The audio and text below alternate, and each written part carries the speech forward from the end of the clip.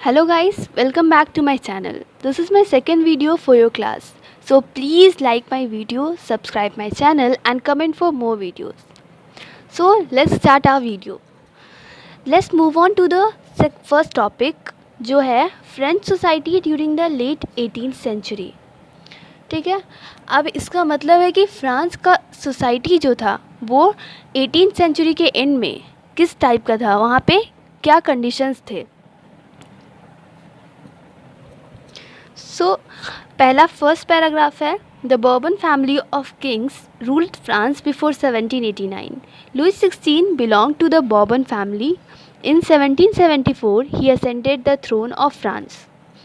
अब इसका मतलब क्या है कि बॉर्बन फैमिली मतलब 1789 के पहले फ्रांस पे कौन सी फैमिली रूल करती थी? बॉर्बन फैमिली, जिसमें कि सारे जो फैमिली मेम्बर्स थे, जो भी मेल्स थे, वो किंग बनते थे. ठीक है, लुई 16 भी उसी फैमिली से बिलोंग करते थे और 1774 में उनको फ्रांस का राजगद्दी दे दिया गया था. At the age of 20 he married to the Austrian princess Marie Antoinette. Now the king found an empty treasury. 20 years के एज पे उनकी शादी एक ऑस्ट्रियन प्रिंसेस से, जिनका नाम मैरी एंटोनेट था, उनसे कर दिया गया. ठीक है, अब जब वो किंग बने तो उन्होंने पाया कि उनका जो खजाना है वो पूरी तरह से खाली है. ठीक है, तो इससे हमको बहुत सारे, इसका छोटा सा रिव्यू क्या है कि जो फ्रांस के किंग थे लुई 16, वो 1774 में वहाँ के किंग बने. ठीक है, और 20 इयर्स के एज पे उनकी शादी कर दी गई थी मैरी एंटोनेट से. अब जब उनको खजाना खाली मिला तो उसका कॉजेज़ क्या क्या था, किन किन कारणों से उनका खजाना खाली हुआ था. So what was the causes of empty treasury in France. इसका मतलब वही है कि खजाना फ्रांस में किस कारणों से खाली हो गया. So the causes for the empty treasury of France are as follows. First reason क्या है कि किस वजह से फ्रांस का खजाना खाली हुआ था. Long years of war had drained the financial resources of France. मतलब जो फ्रांस लंबे टाइम से वॉर करते आ रहा था, उसके वजह से उसका जितना भी पैसा था वो सब कुछ ख़त्म हो चुका था. सेकेंड रीज़न क्या है, the cost of maintaining an extravagant court at the immense palace of Versailles added to it. जो कोस्ट था मतलब उनका वर्सलीज में एक जगह है वर्सलीज, वहाँ पर जो पैलेस था उनका, जिनका इमेंस पैलेस था, मतलब बहुत ही शानदार पैलेस था, उसको मेंटेन करने के लिए, मतलब उसका खर्च मेंटेन करने के लिए उनको ज़्यादा से ज़्यादा कोस्ट चाहिए होता, मतलब ज़्यादा से ज़्यादा पैसा चाहिए था. इसके वजह से उनका ख़जाना खाली हो रहा था. थर्ड रीज़न है, under Louis 16 France help 13 American colonies. अब अमेरिकन कॉलोनीज़ क्या है, अमेरिका के जो भी स्टेट्स कॉलोनियल रूल के अंडर थे उनको अमेरिकन कॉलोनीज़ कहा जाता है. ठीक है, अब अमेरिका में 13 ऐसे स्टेट्स थे जो कॉलोनियल रूल के अंडर थे, इसलिए 13 American colonies. So under Louis 16 France help 13 American colonies to gain power from the common enemy Britain. उन सबको, सारे अमेरिकन कॉलोनीज़ का कॉमन एनिमी मतलब जो उन पे रूल कर रहा था वो ब्रिटेन था. ठीक है, the war added more than $1 billion to a डेब्ट that had already risen to more than $2 billion. मतलब जब अमेरिकन कॉलोनीज़ चाहती थी कि वो आज़ाद हो ब्रिटेन के रूल से, तब फ्रांस ने उसको हेल्प किया, जबकि वो लुई 16 के अंडर रूल कर रहा था. लुई 16 फ्रांस को रूल कर रहे थे, तब उन्होंने 13 अमेरिकन कॉलोनीज़ को हेल्प किया था ब्रिटेन के चंगुल से छूटने में. ठीक है, इसके वजह से जो वॉर हुआ उसमें पहले से उन्होंने बहुत ज़्यादा लोन लिया हुआ था, अराउंड $2 billion लोन ले चुके थे वो. उसके बाद वॉर के लिए उन्होंने $1 billion और लोन ले लिया, जिसकी वजह से उनका डेब्ट बढ़ गया. फोर्थ रीज़न है, lenders who gave the state credit now began to charge 10% interest on loans. As a result the French government was obliged to spend an increasing percentage of its budget on interest payments alone.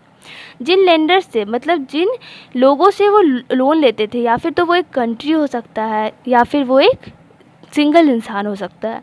ठीक है, जिस country से या फिर जिन lenders से France loan लेता था वो अब अपना इंटरेस्ट बढ़ाकर 10% ज़्यादा इंटरेस्ट कर दिए, ठीक है, लोन्स पे, जिसकी वजह से जो फ्रांस की गवर्नमेंट थी वो मजबूर थी कि अपना जितना भी बजट के लिए अपने सारे टैक्सेस बढ़ाए लोगों का, ठीक है, उसको अपने खर्च निकालने के लिए या फिर तो इन लोन्स को पे करने के लिए टैक्सेस बढ़ाना था, जो कि हम 5th रीज़न में पढ़ रहे हैं। To meet its regular expenses such as the cost of maintaining an army, the court running offices or universities, the state was forced to increase taxes। मतलब अपने रेगुलर एक्सपेंसेस को, डेली के खर्चों को निकालने के लिए, जैसे कि उसको फ्रांस को अपने आर्मी को मेंटेन करना रहता था, उसमें भी उसको खर्च लगता था, अपने कोर्ट्स को, जो भी उसका पैलेस था वहाँ पे जो कोर्ट लगते थे, दरबार लगते थे, उसको मेंटेन करने के लिए पैसा चाहिए था। रनिंग ऑफिसेज़ और यूनिवर्सिटीज़, अपने कंट्री का ऑफिस और यूनिवर्सिटीज़ को रन करने के लिए पैसे चाहिए थे। The state was force to increase taxes, और इन सारे रीजन्स की वजह से अपना रेगुलर एक्सपेंसेस मीट करने के लिए उसको टैक्स बढ़ाना पड़ा, ठीक है। अब पढ़ते हैं फ्रेंच सोसाइटी में 18th सेंचुरी में कितने स्टेट्स में डिवाइडेड थे। तो फ्रेंच सोसाइटी में 18th सेंचुरी में, ठीक है, वहाँ का जो स्टेट्स था वो मतलब वहाँ के पीपल 3 स्टेट्स में डिवाइडेड थे, मतलब 3 वर्ग था पीपल का। फर्स्ट स्टेट था जिसमें कि this state comprised of the clergy, a group of persons invested with special functions in the church. First state के पीपल क्लर्जी थे, मतलब जितने भी पीपल फर्स्ट स्टेट में आते थे वो सभी क्लर्जीज थे। अब क्लर्जी होते कौन है? एक ग्रुप है स्पेशल पीपल का जो कि चर्च के स्पेशल फंक्शंस में हमेशा इन्वॉल्व रहते हैं, ठीक है। मतलब चर्च के स्पेशल फंक्शंस में जो भी पर्सन इन्वेस्ट करते हैं या फिर इन्वॉल्व रहते हैं उनको बोलते हैं क्लर्जी, ठीक है। ये बहुत ही रिच हुआ करते थे। सेकेंड स्टेट में this state comprised of the nobility, prosperous person. अब इस स्टेट में वो पीपल आते थे जो कि बहुत ही प्रॉस्पेरस थे, मतलब अमीर थे, उनको नोबिलिटी बोला जाता था, ठीक है। थर्ड स्टेट में वो मेंबर्स थे, this state comprised of big businessman, merchant, court officials, lawyers, peasants and artisans, small peasants, landless laborers, servants। इस स्टेट में वो पीपल आते थे जो कि गरीब भी थे बट समवॉट रिच भी थे, जैसे बिग बिजनेसमैन, मर्चेंट्स, लेकिन इसमें साथ ही साथ गरीब लोग भी आते थे जैसे कि सर्वेंट्स हुए, लेबर हुए, स्मॉल पीजेंट्स और मिडिल क्लासेस भी आते थे, ठीक है। यहाँ पर फ्रांस, इसका ओवरऑल मीनिंग ये है कि फ्रेंच सोसाइटी में 18th सेंचुरी में 3 तरह के पीपल थे, जो उसमें फर्स्ट स्टेट के पीपल क्लर्जी थे, सेकेंड स्टेट के नोबिलिटी थे और थर्ड स्टेट में 3 तरह के पीपल आते थे जो कि अमीर थे, गरीब थे एंड द मिडिल क्लास, ठीक है। इसमें तीनों तरह के पीपल आते थे। But the noticeable thing is that कि only the members of third state paid taxes. Third state में जितने मेंबर्स आते थे, मतलब बिग बिजनेसमैन, लॉयर्स, जो गरीब पीजेंट्स थे, सर्वेंट्स थे, लेबर्स थे, उन्हीं को सिर्फ टैक्सेस पे करने पड़ते थे। बाकी जो फर्स्ट स्टेट मतलब क्लर्जी और नोबिलिटी सेकेंड स्टेट के पीपल्स थे, उन लोगों को टैक्सेस पे नहीं करने पड़ते थे, ठीक है। अब नेक्स्ट टर्म पढ़ते हैं जो कि है फ्यूडल सिस्टम। फ्यूडल सिस्टम क्या होता है?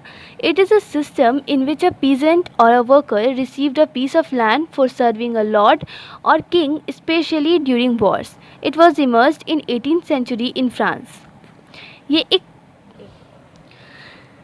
एक ऐसा सिस्टम है इन विच जिसमें कि जो पीजेंट्स है या फिर वर्कर्स, जो लैंड उनको मिलता है अपने लॉर्ड से, मतलब लॉर्ड यहाँ पे लैंडलॉर्ड को बोला जा रहा है, ठीक है, या फिर किंग से अगर वो लैंड लेते हैं, जैसे कि अगर वॉर्स के टाइम में उनको किसी भी चीज़ के ग्रेन्स की या फिर किसी भी चीज़ की ज़रूरत होती है तो उसके लिए उनको लैंड चाहिए होता है जिस पे कि वो इरिगेशन करके अपने क्रॉप को उगा सके, जिससे वो अपना खाना खा सके, ठीक है। इसके वजह से उनको लैंड लेना पड़ता था। लेकिन जो थर्ड क्लास के पीपल थे थर्ड स्टेट के, उन लोगों के पास तो लैंड होता नहीं था क्योंकि जनरली वो पुअर होते थे, तो उनको लॉर्ड से या फिर तो किंग से लैंड लेना पड़ता था, ठीक है, वॉर्स के टाइम में।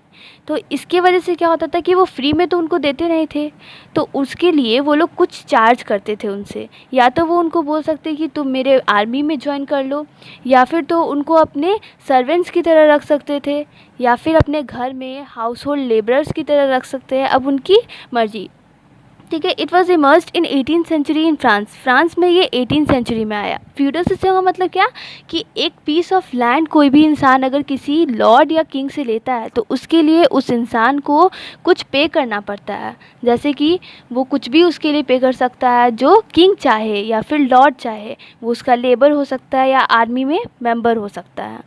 Now next move on to the next term, old regime. Old regime क्या है? जो रूल्स एंड रेगुलेशंस थे 1789 के पहले फ्रांस में, ठीक है। This term is usually used to describe the society and institutions of France before 1789। ये टर्म जो है ये यूजुअली किस लिए डिस्क्राइब करने के लिए बनाया गया है? जो सोसाइटी थी या फिर इंस्टीट्यूशंस, मतलब रूल्स एंड रेगुलेशंस जो थे फ्रांस में 1789 के पहले। इसका मतलब कि लुई 16 के रूल के टाइम में, क्योंकि 1789 के बाद लुई 16 का रूल ख़त्म हो गया था। अब इसमें नोटिस करने वाली बात यह है that the members of first and second state enjoyed many privileges by birth. सबसे पहले बहुत सारा प्रिविलेज दिया गया था फर्स्ट और सेकेंड स्टेट के मेंबर्स को, लेकिन थर्ड स्टेट के मेंबर्स को ऐसा कोई भी प्रिविलेज नहीं दिया गया था। प्रिविलेज मतलब क्या? अधिकार। जो भी बर्थ लेते थे मेंबर्स फर्स्ट और सेकेंड स्टेट के, उनको अपने जन्म से ही अधिकार दिए जाते थे, बहुत सारे ऐसे ऐसे अधिकार जो थर्ड स्टेट के पीपल को नहीं मिल पाते थे, ठीक है। दूसरा है this states were given exemption from paying taxes. ये स्टेट्स, दो स्टेट के पीपल मतलब फर्स्ट स्टेट और second state, clergy and nobility जो थे उन लोगों को टैक्सेस पे करने से छूट दे दी गई थी पूरी तरह से। दे इंजॉयड फ्यूडल प्रिविलेजेस, ठीक है। थर्ड पॉइंट क्या है कि उनको फ्यूडल प्रिविलेज का मतलब कि उनको फ्यूडल सिस्टम एंजॉय करने का मौका मिलता था, वो वहाँ के लॉर्ड या फिर किंग की तरह बिहेव करते थे। अब यहाँ पे एक क्वेश्चन निकलता है इन सारी चीज़ों से, that why were the peasants obliged to render services to the lord, what types of services they were forced to serve, ठीक है। अब जो पीजेंट्स थे उनको कौन कौन से सर्विसेज देने पड़ते थे लॉर्ड को, या फिर तो किस किस टाइप के सर्विसेज उनको अपने लॉर्ड को सर्व करनी पड़ती थी और क्यों। सबसे पहले रीज़न पढ़ते कि क्यों उनको, जो पीजेंट्स थे वो जब लैंड लेते थे तो उनको सर्विसेज पे करने पड़ते थे अपने लॉर्ड को। They use the land of lord to work on and thus according to the feudal system they had to serve the lord. वो जब लैंड लेते थे अपने लॉर्ड से या फिर किंग से, तो फ्यूडल सिस्टम जो था उस टाइम में उसके हिसाब से अगर वो लैंड ले रहे तो उनको कुछ ना कुछ किंग को या लॉर्ड को देना ही पड़ेगा, ठीक है। यही रीज़न था कि क्यों उनको पे करना पड़ता था लॉर्ड को, कुछ भी सर्व करना पड़ता था, अपने कुछ भी काम करना पड़ता था उनके लिए। और किन किन टाइप के अब काम करने पड़ते थे, उनको कौन कौन सा सर्विसेज पे करना पड़ता था अपने लॉर्ड्स को। The types of services are as follows. First है they had to work in their houses and fields. उनको अपने जो लॉर्ड्स थे उनके घरों में या फिर तो उनके फील्ड्स में लेबर की तरह काम करना पड़ता था।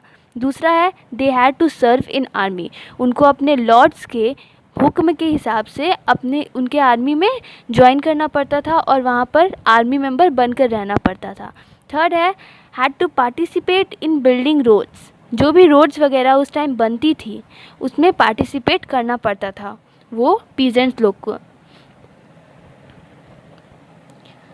अब नेक्स्ट क्वेश्चन आ रहा है कि in what ways the peasants force to pay taxes.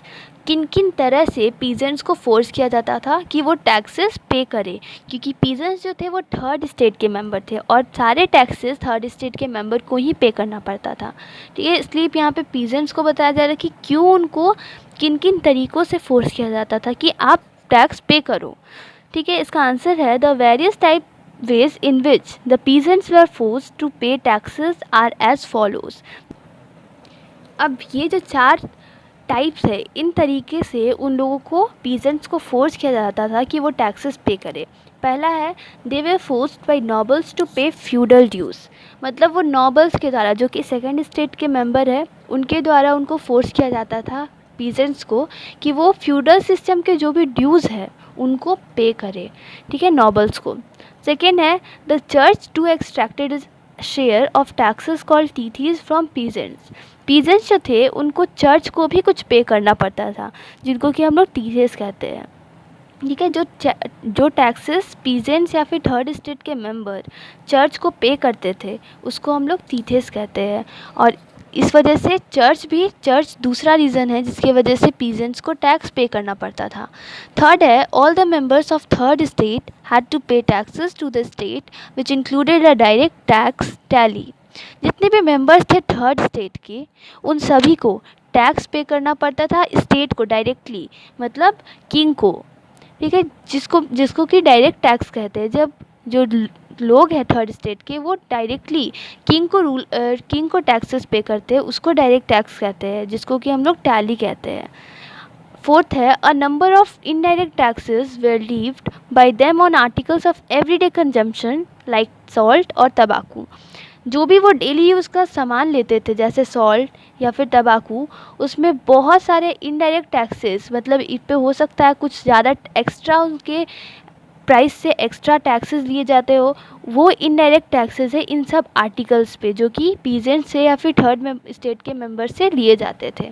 ठीक है, अब नेक्स्ट टॉपिक हम लोग पढ़ेंगे the struggle to survive in the next video. Thank you.